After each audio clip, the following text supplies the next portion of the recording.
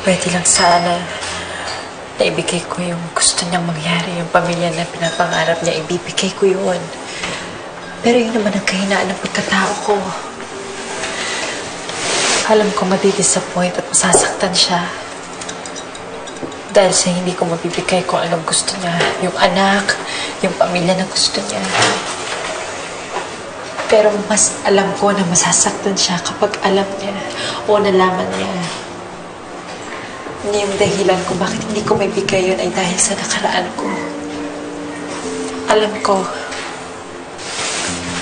Nararamdaman ko na hindi niya ako matatanggap. Kaya sana ate, sinunod kita noon pa. Sana nilayan ko na lang si Gabriel.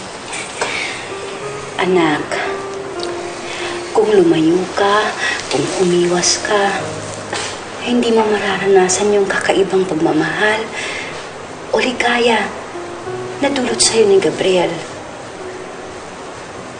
Alam kong mahal ka ni Gabriel, nararamdaman ko yun. At walang imposible sa taong nagmamahal. Lahat tatanggapin niya. Ang lakas o kahinaan, tagumpay o kasawian. Sana ba?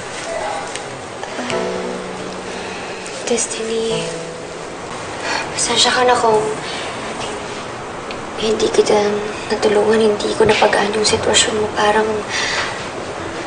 nakabigat pa ako lalo. Pero, huwag mo kakalimutan, ha? Nandito lang ako palagi para sa'yo. Kakampi mo ko kahit anong mangyari.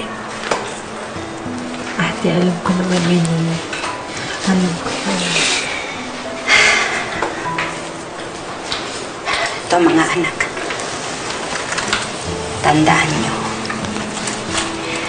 Talo ng pagmamahal ang lahat ng klase ng takot o duda. Dahil sa pagmamahal, pwedeng magpatawad. Pwedeng umintindi ng kahit na sino.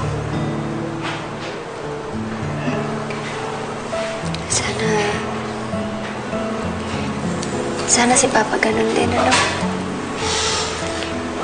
Sana mapatawad ka na niya at matanggap ka na niya, Destiny. Kasi iba talaga yung buong pamilya. Mas malakas yung makakapitan. Darating din tayo dyan, ha? Sa tamang panahon, alam kong mabubuo rin tayo.